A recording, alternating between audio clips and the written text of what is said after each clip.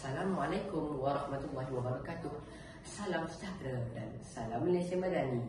Saya Muhammad Izzin Suhaib Nasir daripada SMK Permai Indah dengan kod sekolah PEA 0010. Pada hari ini saya ingin membahas tentang isu yang berkenaan dengan beriman. Jadi persoalannya, apa itu beriman dan apa tujuan kita beriman?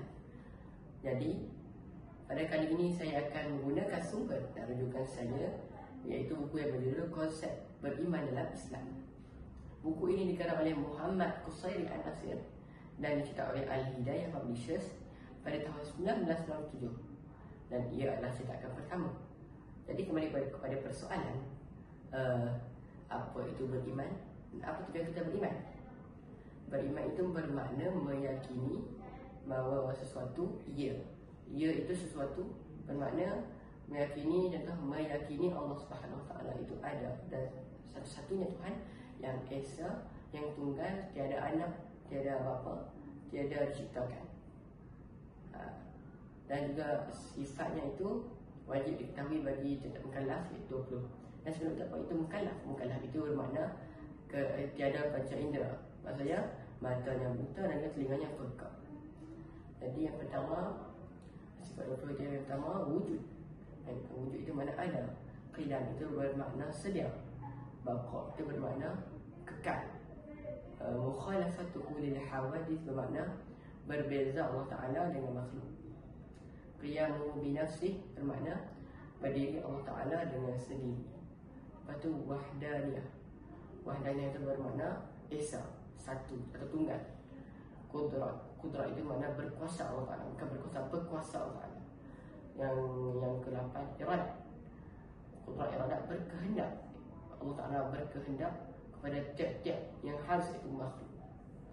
Yang ke-9, iradat, ilmu. Sifat Allah Ta'ala yang mengetahui, sangat-sangat mengetahui.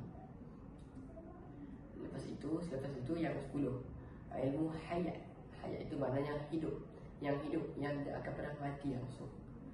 Lepas tu sama itu makna mendengar. Allah Ta'ala sangat-sangat mendengar, maha mendengar.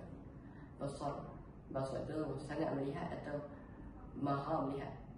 Dia tiada batas untuk dia melihat setiap makhluknya. Lepas itu kalam. Kalam itu makna berkata-kata. Bukan berkata ia seperti makhluk, ada bahasa. Dan juga perkataan tiada suara. Dan juga kemudian kaunuhu qadiran, iaitu keadaan Allah Ta'ala yang berkuasa. Kaunuhu muridan, keadaan Allah Ta'ala yang berkehendak. Kaunuhu aliman, keadaan Allah Ta'ala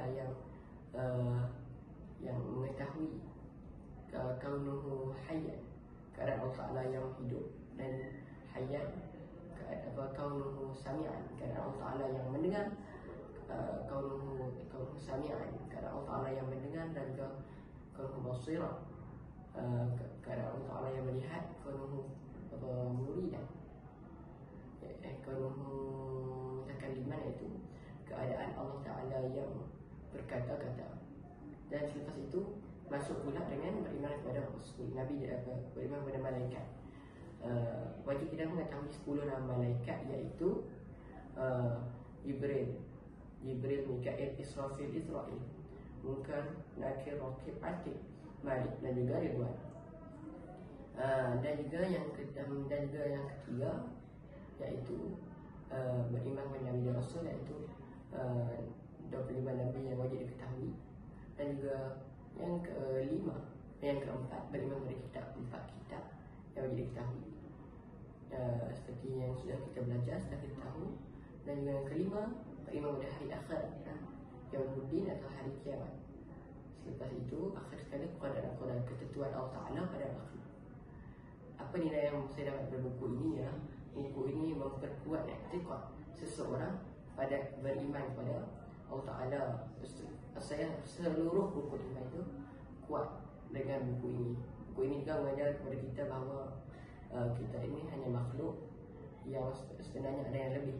Dan juga sebenarnya kita patut belajar dan mengetahui perkara ini kerana wajib kita mengetahui, kerana kita adalah mukallaf. Jadi itu saja pada saya. Sekian, terima kasih.